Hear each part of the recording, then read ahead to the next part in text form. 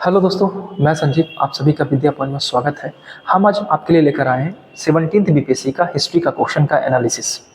यानी 17th BPSC में कैसा क्वेश्चन पूछा गया था हिस्ट्री का, इसके बारे में बात करेंगे। क्योंकि बीपीएससी में सबसे इंपॉर्टेंट पेपर होता है हिस्ट्री। हिस्ट्री से लगभग 30 प्लस क्वेश्चन पूछे जाते हैं।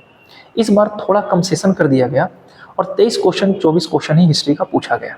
ठीक है, अगर हम सिर्फ हिस्ट्री का बात करें, बिहार हिस्ट्री को छोड़ दे तो, लेकिन फिर भी यहाँ पे कुछ क्वेश्चन बिहार हिस्ट्री से दिखेंगे। ठीक है, तो हिस्ट्री मेजर पोर्शन हो जाता है बीपीएससी के लिए। साथ ही साथ वैसे बच्चे जिनका बीपीएससी का एग्जाम कैंसिल हुआ है बापू परिसर केंद्र में जो पटना में था, उनका एग्जाम 4 जनवरी को है और एडमिट कार्ड डाउनलोड हो रहा है। सबको ये बातें पता होगा। शिक्षक और विद्यार्थीगण सारे धरने पे बैठे हुए हैं, एग्जाम को कैंसिल कराना चाहिए। कारण क्या है ना, अभी आपको क्वेश्चन में दिखेगा। सारा का सारा क्वेश्चन एक एक लाइन का पूछा गया है। ग्रुप डी लेवल का क्वेश्चन पूछा गया है और आप देखोगे तो खुद डिसाइड कर लोगे क्या सच में ऐसा क्वेश्चन बीपीएससी पूछ सकता है। कट ऑफ इतना हाई जाएगा ना कि आप देख लेना कट ऑफ का क्या हाल होगा। तो बच्चे को पता है और टीचर को भी पता है कि धांधली हुई है, नहीं तो क्यों वो फालतू को अपना टाइम बर्बाद करेंगे। मेंस राइटिंग को छोड़कर वो आंदोलन करेंगे। लेकिन हमारे यहाँ फिर से आ गए हैं जनरल डायर साहब ना, तो फिर से उधम सिंह को आना पड़ेगा, है ना। तो खैर जो भी बातें हैं हम बाद में बात करेंगे, हम अभी बात कर लेते हैं हिस्ट्री पे। ठीक है, और देख लेते हैं क्वेश्चन कैसा था और आप ही लोग बताना ये क्या क्वेश्चन में दम था। पहला, आजीविक संप्रदाय के बारे में विचार कीजिए।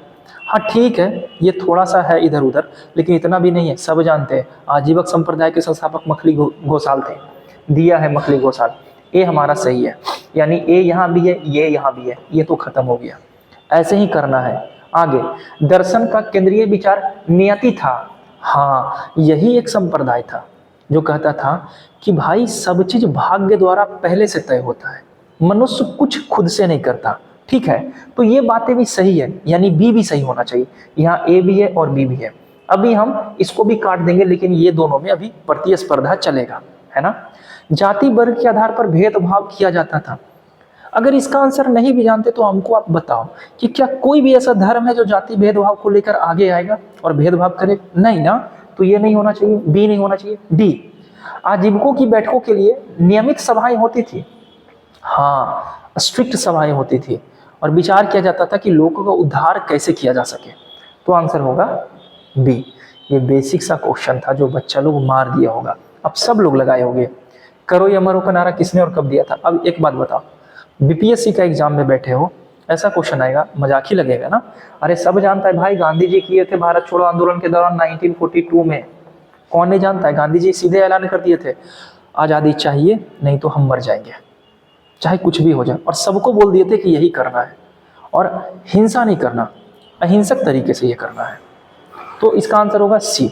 आगे, बिहार के प्रकाशित प्रथम हिंदी दैनिक समाचार पत्र कौन था? सर भी तैसी था। कौन नहीं जानता है सर? बच्चा बच्चा को पता है सर, और ये क्वेश्चन आप पूछ रहे हैं। आगे, रामकृष्ण मिशन की स्थापना किसके और द्वारा कब की गई थी? कौन नहीं जानता है? स्वामी विवेकानंद। और ये कब वाली बात हो गई ना। अरे रामकृष्ण मिशन सबसे इंपॉर्टेंट है धार्मिक, जैसे ब्रह्म समाज, आर्य समाज, रामकृष्ण मिशन, ये सब लोग जानते हैं।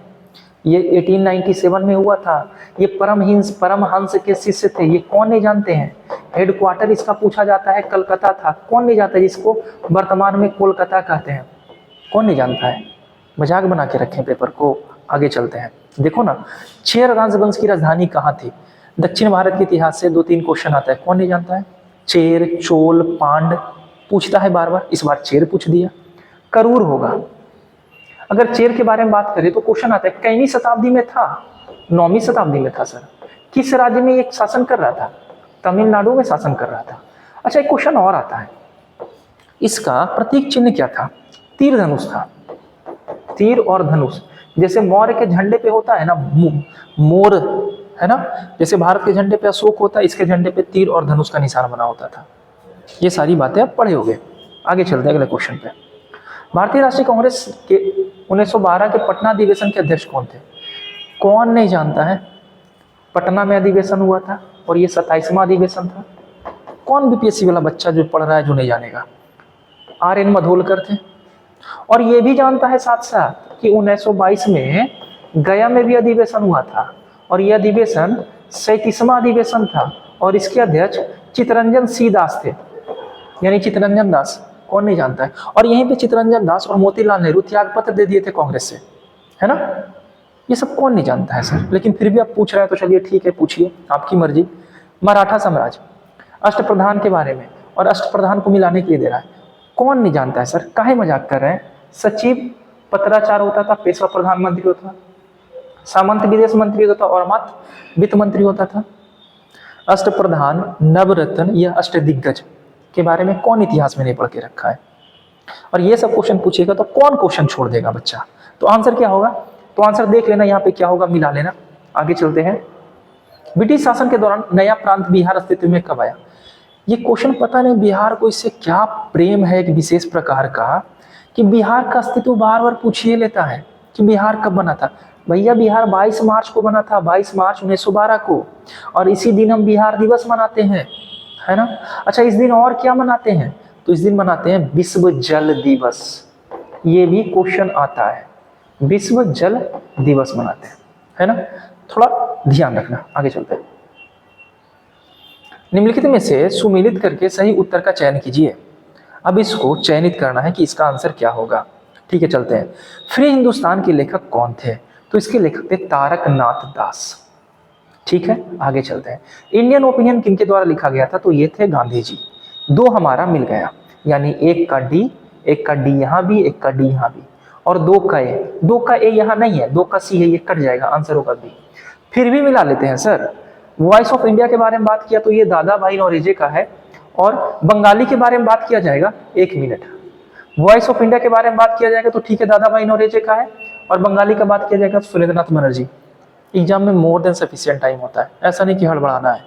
इसमें से दो तो आप जान ही रहे थे, बाकी ऑप्शन से एलिमिनेट करके। ऐसा क्वेश्चन को एलिमिनेशन टेक्निक से ही सही किया जाता है। अगर आप पहले सोच रहे हो मिला लेंगे फिर नीचे मिलाएंगे तो ऑलमोस्ट चांसेस होती है गलत हो जाएगा।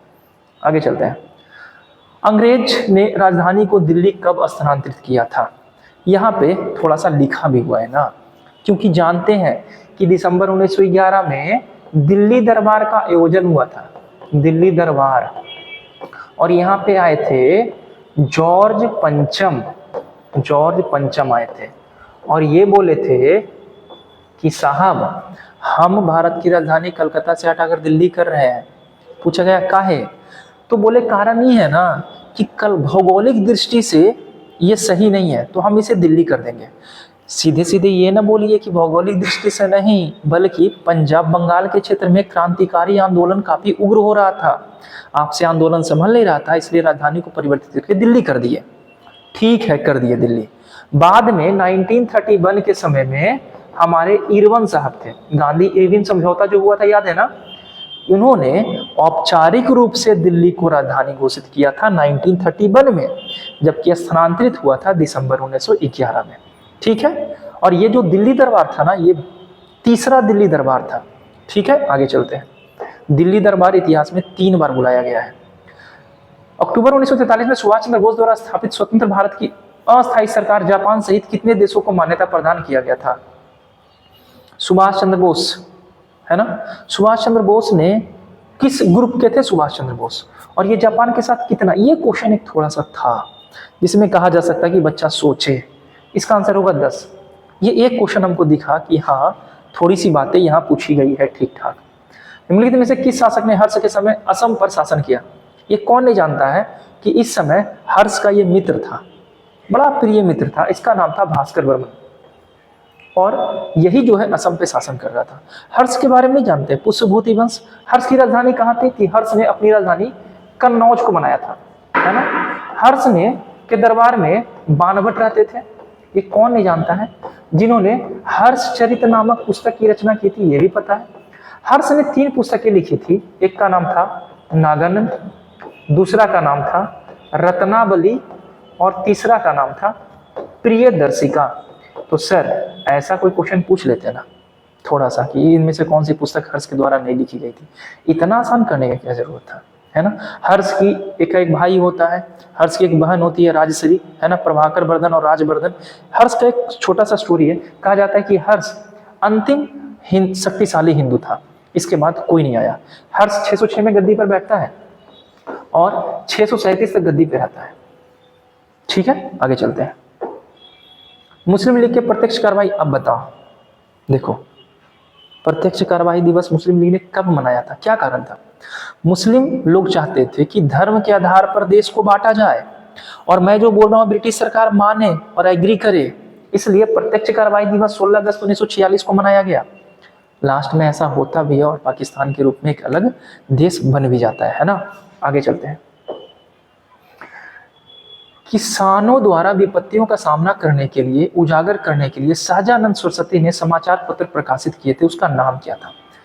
किसानों के नेता कहे जाते थे सहजानंद सरस्वती, बहुत बड़े नेता थे। इन्होंने एक पुस्तक पेश किया था जिसका नाम था निर्मल सेवक, और इसी के जरिए उन्होंने किसानों के उद्धार में अपना योगदान दिया। आगे चलते हैं। चचनामा का फारसी अनुवाद किसने किया था भाई? फारसी अनुवाद, तो चचनामा का फारसी, राजा दाहिर के समय में ये कहानी लिखी गई थी चचनामा, और इसका फारसी अनुवाद किए थे मोहम्मद बिन कुफी। इसका आंसर होगा ऑप्शन सी। आगे, मलिक काफूर 1000 दिनारी के नाम से जाना जाता है, किसने खरीदा था? एक बात बताओ, ये कौन नहीं जानता है? अच्छा, यहाँ पे कंफ्यूज मत होना, ये क्वेश्चन अच्छा लगा हमको, इसलिए ना अलाउद्दीन खिलजी भी दिया है, नुसरत खान भी दिया है। अगर अलाउद्दीन खिलजी ले रहा है तो ये मान रहा है कि पैसा अलाउद्दीन खिलजी दिया था, लेकिन नहीं, नुसरत खान 1000 दिनार में खरीदा था, 1000 दिनारी के नाम से, इसलिए इसको जाना जाता था।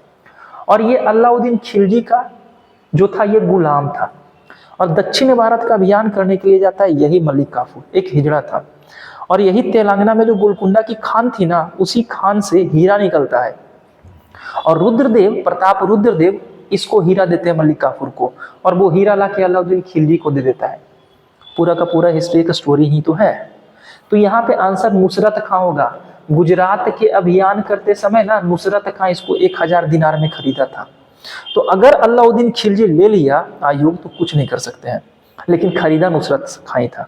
ठीक है, आगे चलते हैं। निम्नलिखित में से किस महान शासक के प्राचीन में, अच्छा एक बात बताओ, हर्यक वंश का संस्थापक पूछ रहा है जी। अरे हर्यक वंश में मगध साम्राज्य में पूछना था तो अच्छा क्वेश्चन पूछ लेते। ये कौन नहीं जानता है कि बिंबिसार था, उसका पुत्र अजातशत्रु, उसका पुत्र उदयन। अभी तक क्वेश्चन पूछता आता था कि पाटलिपुत्र की स्थापना कौन किया था, या मगध की प्रारंभिक राजधानी क्या थी, यही पूछता था मगध से। अब तो ये पूछ रहा है कि हर्यक वंश की स्थापना किसने किया था, बिंबिसार। कौन नहीं जानेगा, और फिर बोलेगा कि बच्चा आंदोलन पे क्यों नहीं बैठे। कारण क्या था इतना आसान क्वेश्चन पूछने का? आपका प्री प्लान था कि पेपर लीक करना है, क्योंकि सीट वैकेंसी ज्यादा है, और गरीब का बच्चा गरीब ही रहेगा, और 50 लाख में देके लोग सीट खरीद लेंगे, यही कारण था ना, इसीलिए ऐसे ऐसे क्वेश्चन अब दिए हैं। निम्नलिखित में से कौन सा भारत सरकार अधिनियम 1935 का एक विशेषताओं में से नहीं है? 1935 का विशेषता में से नहीं है। एक बात हमको बताइए, सीधे सीधे आंसर आप काहे दे दिए हैं? यहां बोल रहे हैं 1935 की एक विशेषताएं कौन इनमें से नहीं है, यही ना। और यहाँ पे दिए हैं क्या कि 1935 के अधिनियम का मूल्यांकन करना। तो एक बात बताओ, आप सब बतिया आप ही बोलिएगा। 1935 की विशेषता भी पूछ रहे हैं और मूल्यांकन भी दे रहे हैं। बच्चा कोई भी समझदार होगा तो नहीं मार देगा सी। जो भी अच्छे से हिस्ट्री पढ़ाए ना, देखते के साथ मार देगा कि यही सब होगा आंसर। तमाशा कर रहा है आयोग। अंग्रेजी नीतियों की आलोचक कृति गरीब हिंदुस्तान, जिसे बिहार में 1930 में अंग्रेजों ने प्रतिबंधित किया, के लेखक कौन थे? हाँ, ये क्वेश्चन अच्छा दिया है, क्योंकि पिछले बार आयोग पूछा था कि कौन सा व्यक्ति था जिसने महात्मा गांधी की खीर में जहर मिलाकर महात्मा गांधी को मारने की कोशिश की थी। ये क्वेश्चन हमको पिछले बार का अच्छा लगा था। सेम क्वेश्चन ये क्वेश्चन में थोड़ा दम है। ये क्वेश्चन पूछ रहा है कि इसके लेखक कौन थे, ये बता दीजिए। नेट में भी ढूंढोगे तो बहुत मुश्किल से मिलेगा। इसका आंसर होगा शेख मियां जान। ठीक है, आगे चलते हैं। फिर मिलान करने के लिए आ जाएगा जी, राजनीतिक संगठन और संस्थापक। हाँ, कुछ नहीं ऐसा है। फॉरवर्ड ब्लॉक और सोशलिस्ट पार्टी आपका दिया है तो दिख जाना चाहिए। दिख जाना चाहिए क्या मतलब? फॉरवर्ड ब्लॉक की स्थापना कौन करेगा? तो सोशलिस्ट पार्टी की स्थापना कौन करेगा? तो सोशलिस्ट पार्टी की स्थापना करेंगे जयप्रकाश नारायण। और अगर फॉरवर्ड ब्लॉक की स्थापना संस्थापक के बारे में पूछा जाए तो ये करेंगे सुभाष चंद्र बोस। सोशलिस्ट पार्टी और फॉरवर्ड ब्लॉक तो वैसे भी पता होना चाहिए। अब आते हैं आगे, पूछ रहा है कि खाकसार के संस्थापक कौन थे? तो खाकसार के संस्थापक थे हमारे इनाउद्दौला मशरिकी। ये तो नाम ही से पता चल जाएगी, खाकसार यानी मुस्लिम, ऐसा लग रहा है ना, अनाउंस कर रहा है, वही होगा। अब एक पूछ रहा है इंडियन इंडिपेंडेंट लेबर पार्टी, तो बी आर अम्बेडकर। हम मानते हैं कि इसका आंसर नहीं पता आप लोग को, ये दोनों का तो आंसर पहले से पता है हम लोग को, मिला लेते हैं, पता चल जाता कि ऑप्शन हमारा बी होगा। आगे चलते हैं। फैराजी आंदोलन के संस्थापक कौन थे? हाजी शरीयतुल्लाह। कितना बार पूछिए क्वेश्चन मार्क को, है ना, हाजी शरीयतुल्लाह थे। एक दो क्वेश्चन और हिस्ट्री का आया था, एक क्वेश्चन शायद पता नहीं, एक क्वेश्चन और आया था, कोई शासक के बारे में एक क्वेश्चन आया था, ठीक है, तो बिंद शक्ति के बारे में आया था, प्रवर सेन के बारे में क्वेश्चन आया था। क्वेश्चन पूछ रहा था कि प्रवर सेन के बारे में इनमें से कौन सा कथन गलत है, ठीक है, तो उसका आंसर होगा उपयुक्त में से एक से अधिक, यानी सारा ऑप्शन उसमें से सही दिया था। तो खैर ये क्वेश्चन हिस्ट्री का आप देखे होंगे, एनालिसिस कर लिए, लेवल कैसा देख लेना। और कोई बच्चा अगर डर रहा है ना कि मेरे से बीपीएससी नहीं हो सकता, भाई आप सब बीपीएससी कर सकते हो, बस आप अच्छे से हिस्ट्री पॉलिटी ज्योग्राफी पढ़ नहीं रहे हो, शॉर्टकट मार रहे हो। शॉर्टकट से चीजें नहीं होगी, उठाओ एक बार अच्छे से पढ़ दो, प्रैक्टिस सेट लगा लो, प्रीवियस ईयर का बीपीएससी का क्वेश्चन पेपर देखो, देखना सारा का सारा क्वेश्चन आप इजिली सॉल्व कर पाओगे। और अभी हम लोग 23-24 क्वेश्चन सॉल्व किए, एक ही दो क्वेश्चन ऐसा लगा ना जो लगा होगा कि थोड़ा मॉडरेट टाइप का है, बाकी तो इजी था ना। तो मिलते हैं नेक्स्ट वीडियो में, पॉलिटी के, बिहार का पॉलिटी एनालिसिस करेंगे बीपीएससी का, या बिहार स्पेशल एनालिसिस करेंगे, या अगले बार किसी और सेट के ऊपर हम बात करेंगे। बाय।